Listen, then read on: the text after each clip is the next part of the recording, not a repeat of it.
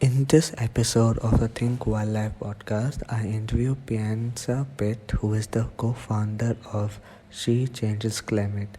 This is a global movement advocating for the inclusion and diversity at all levels of decision making to address the climate crisis and shape a sustainable future for all. Tune in to listen more about all the great work this organization is doing to help tackle the climate crisis. Welcome to the podcast. Thanks for your time. It's a pleasure to have you on here. So, my first question for you is, why did you start She Changes Climate? Thank you very much for having me today, Anish, and for inviting me to come and speak on your podcast to your audience. Why did we start She Changes Climate? It started in October 2020 when the original COP team for COP26, that was the conference of the parties that was hosted in Glasgow by the UK, was announced. And we found that there wasn't a single woman on that leadership team that the UK had chosen for this conference. Now, why does it matter that we have women on the leadership team for these conferences? What happens is if we don't have the full view of 100% of the world's population, and women do make up 50% of the world's population, represented at these climate negotiations, which will ultimately decide on all our future and our children's future, then we have a huge problem. Why is that? Because women's experience, vision, and perception differs quite significantly from men's experience and perception, and also vision.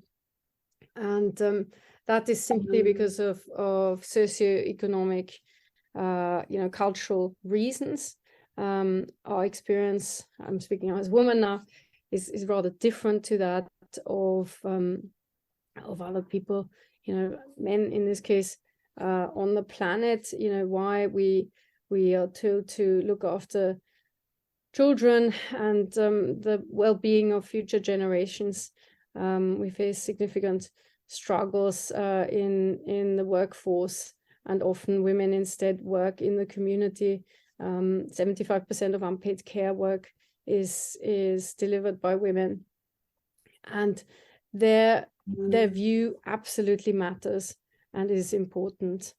How on earth did I get to set this up? Now, at the time, I was working as an advisor, strategic advisor on the boards of various charities, environmental charities, including charities such as Client Earth and the Environmental Funders Network, also Action for Conservation and the Sustainable Angle.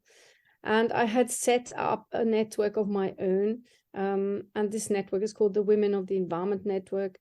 It's an informal group. We just communicate on WhatsApp, and we're about 90 women around the world, CEOs, founders of charities and foundations, female environmental philanthropists, and influencers. And you can imagine the outcry that went through that group of highly qualified women who are working on climate, biodiversity, and pollution and waste around the world tirelessly. Some of the most highly ranked women in the sector that our kind had been forgotten and hadn't been invited to join this team. We set up She Changes Climate originally with the intention to sort this out. I thought, probably naively, that with a few conversations behind the scene we could get the team fixed. And to our complete surprise, and despite us sending a list of candidates for this role, the UK government did not amend the team, and we hosted this conference without, and that is really interesting, because that obviously impacts the results, without women both advising on the agenda,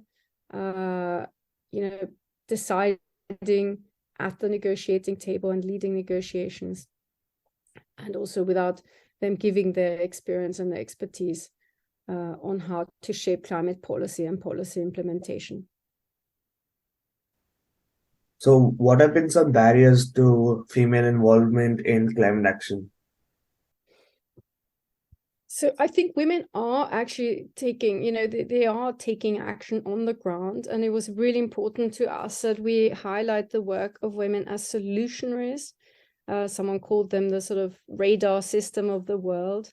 And I would agree to that. Because women often work in the community and very close to the community, they are obviously the ones who see climate change happening right now. They are the ones who bear the brunt of climate change, unfortunately. They are, for example, 80%, I think, of people who become homeless are from climate disasters are women.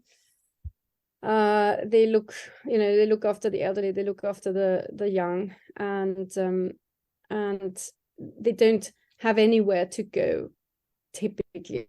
So women, I would say, are first and foremost the ones who have to implement climate policy and have to take climate action on the ground. Now, what we want to do is get them represented not just at the ground, but have them really in international climate negotiations so that they can shape the policy at the very beginning. Who are some prominent women leaders tackling the three planetary crises? We've got so a lot is made about we talk about women here in the West, and I always point to our sisters in the global South, because why the global South is much harder affected, because simply the money is not there for adaptation measures and loss at the moment. And there are some tremendous women. I mean, where do I start, right? So I want to start really with indigenous people. Why the most biodiverse regions of the world are looked after by indigenous people. They are really the sort of best in practice, essentially the leaders on biodiversity conservation and management, and we should look to them for their ideas and their practice. One person, we have amazing youth activists around the world, indigenous youth activists, for example, Shia Bastida. Atossa Soltani is someone who I hugely respect as founder of and president of Amazon Watch, and she's also leading the Sacred Headwaters initiative in the Amazon. And we have, I'm particularly excited always to see how many young women are taking leadership roles, are raising their voices around the world. For example, the Arctic Angels are a terrific force, an advocacy group for the iced regions around the world, because as we know, the ice is melting fast, and that doesn't only affect the iced regions themselves, but of course affects weather patterns all around the planet. And these young women, the Arctic Angels, have taken it upon themselves to talk about this, whether they're in the deepest desert region of a deepest desert region within Africa or Australia or India or up in the Arctic, doesn't matter. They are ambassadors for these regions that should be global commons and should be looked after and carefully preserved by everyone around the world. So it's these people that really, it's the young, it's indigenous people, and then it is people, of course, also in the global north that have been working on climate policy and have been working on policy implementation, scientists, politicians, writers. Doesn't really matter who you are and what your profession is. You can do your bit for the environment. You can be one of those leading voices as a woman. And I'm always careful not to name anyone in particular, because I mean, there are literally thousands. Where do I start? Our letter to COP27 was signed by over 1,000 leaders from around the world. There were also a few men amongst them, which is great. And I rate many of them very highly, and of course I don't know every single one of them, but what I can say is there's a huge amount of talent out there, and there's some amazing women out there wherever I look. So you mentioned about the lack of women representation at COP26, but your organization did manage to have an event at COP26. So can you just talk about this event a little bit more? Yeah, thank you. it was important for us to show a presence at COP. We wanted to show the presidency that we are not going away, that as long as women aren't equally represented at the table, as long as their voices aren't equally heard and they're not equally able to make decisions for the future of our world, we are going to be there, and we're going to keep a presence, and we're going to remind them of their duty towards the whole of humanity. We decided we wanted to host a range of panel discussions, and we wanted to make sure that the people speaking came from all around the world, that we really had good representation of people, particularly from the global south, which is so badly affected by climate change, by biodiversity loss, and also in particular pollution and waste. And I'm proud to say that we got a terrific group of people together. This was co-managed and co-created by a whole group of us. So people pitched in as volunteers. They brought in their contacts. They reached out to their media contacts to make this day a huge success. And we were hugely proud to have at the end of the year of this campaign over 154 million impressions on the World Wide Web of the campaign, and that is really thanks due to the network that worked on this. So I on my own cannot in any way claim this as my achievement. I was one of the actors, but by no means the only actor. And what we always say, this is only as good as the input from every single one of us. So everyone, we want to invite everybody to come and work on the She Changes Climate campaign. It was created as a ownerless campaign. That meant it did not have an owner. We wanted others to take this She Changes Climate idea and create their own She Changes Climate days. And we really wanted to start by doing our own at COP26. Prior to COP26, you guys ran a countdown to COP26 podcast series. So could you just talk about this podcast series and what were your goals and how was it received? Yeah, we wanted to, this was basically an art project. We said this was created by the She Changes Climate collective. We got 26 voices of women around the world who had not been invited to either lead a delegation or sit at the top decision-making tables. And these missing voices, and of course there are many more than 26, there are hundreds and thousands of missing voices at the moment.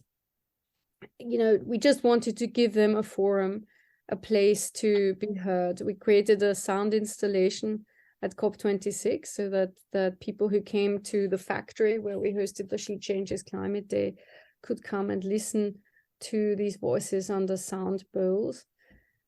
And I have to say, it was very haunting, haunting in particular, perhaps because the largest group of attendees, the largest lobby group was the fossil fuel industry at Glasgow. Unfortunately, they sent the most delegates. They even had, if they were a country, they would have been the largest delegation. And a lot of people ask us why do we even attend COP? Hasn't COP shown now after 27 years of its reiteration that it is not achieving the results that it should achieve? It's not delivering for humanity, and it's certainly not delivering for women. We always say it is still important to be present at COP. And why is that? Because it is our only mechanism at the moment. It is our only international negotiation mechanism.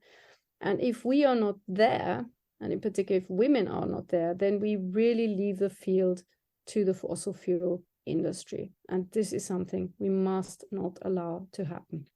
What are some other projects which are ongoing at She Changes Climate?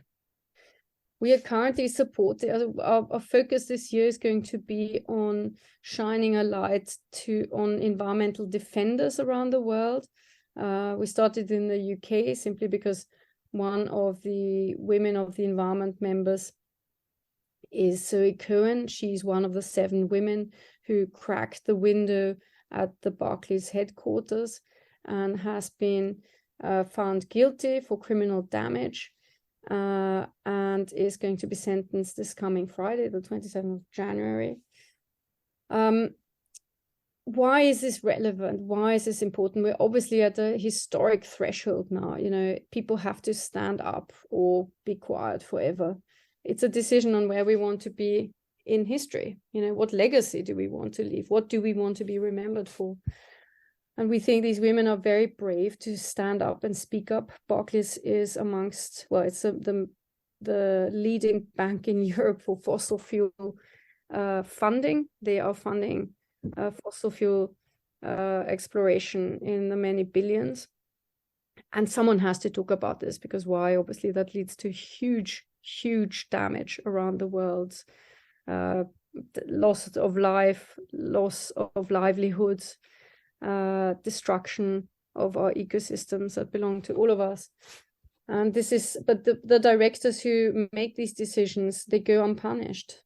We do not yet have a law such as ecocide that would be a crime in international law that we can use to prosecute directors of companies.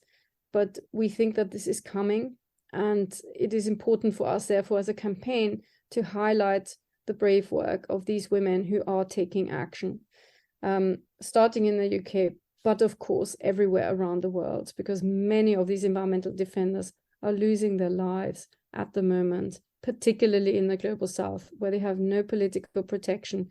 They're not protected by the media, and they're losing their lives for defending the ecosystem that they live in. And this is work that we want to particularly highlight this year. And how can we as individuals contribute to increased inclusion and diversity in climate action?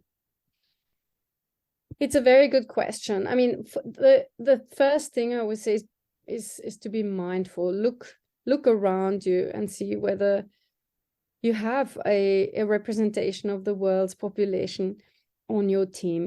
Do you have men and women working together? If not, make sure you level up and make sure you get women on board. It's mostly women that are missing, typically, not necessarily men.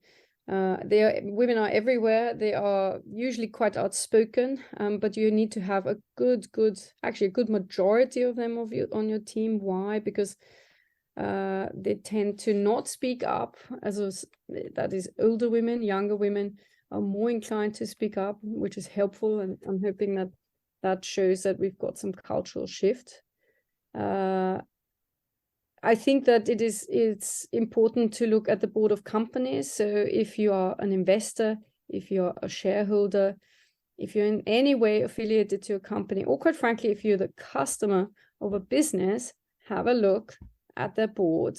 And if it is not balanced, why is it not balanced? Question it.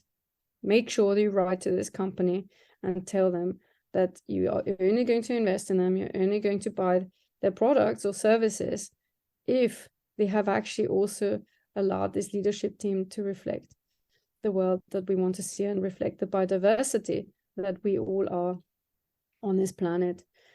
We've got to vote for women, so it's important that we don't give our vote just to men. Unfortunately, we're so conditioned, culturally brainwashed, basically, that we typically think that men are the better leaders. Even in countries such as Germany, where I think Angela Merkel did a very good job. I know she's hugely criticized about her failure to disconnect from Russia as the main source of energy. And she's rightly criticized for this, but I do think still that she was a very good leader otherwise. And I think that, for example, Jacinda Ardern in New Zealand also has done a terrific job as a country leader. But there are only 22, I think, if I'm correct, if I remember from last time I looked, of women leaders around the world, political leaders. Only 25% of our parliamentarians are women, and only a fifth of our ministers are women. And if you look at the FTSE 100 CEOs, only 7% of them are women. But most critically, I would say only 2 to 3% of VC funding goes to women-led teams. Now that's a shocking statistic, right? Absolutely shocking. How can it be that we're not investing in the ideas, in the leadership of women? Why is it? And why, how are we expecting to innovate our way out of this climate crisis, the biodiversity crisis, the waste and pollution crisis, if we are not investing into 100% of humanity? We have to make sure that the money that we hand out, give our banks, give our investment managers, even give to our pension funds, is equally distributed into 100% of humanity. That is absolutely critical if we want to indeed transform the system and build a sustainable future. And my final question for you is that what has been your biggest learning from She Changes Climate? I think the biggest learning for me was that anyone can be a leader. I never thought of myself as a leader. I didn't think that, in some way, maybe I had the dream of being a leader and I wished I would be a leader. I just didn't have the nerve to be a leader. I was very risk averse and hated public speaking, for example. And to my total surprise, even I have managed to set up an organization. And why is that? How did I do that? I did that with the help of 2 other women who were equally interested in putting this together.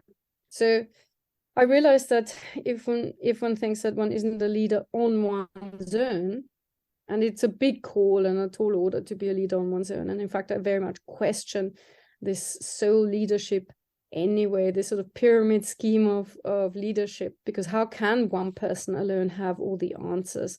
How can one person's experience alone really bring the best results? We see that where we have diversity of decision making, we just get better solutions, right? Companies are more successful if they have a diverse board, for example. Organizations are more successful if they have a diverse leadership.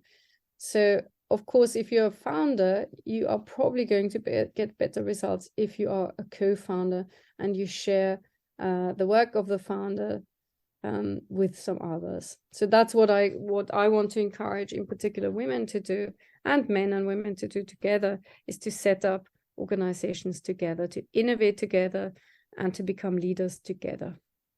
Time we talk about radical collaboration, we really, now is the time. It's not the time to sit still, it's not the time to be quiet. Now is the time to get going and just start up things. I want this to be the new gold rush, the era of innovation. And innovation, I would say, very important. So that is my final question for the interview. Thank you so much for your time. It is a pleasure having you on here. Thank you, Anish. Great to see you and great to talk today.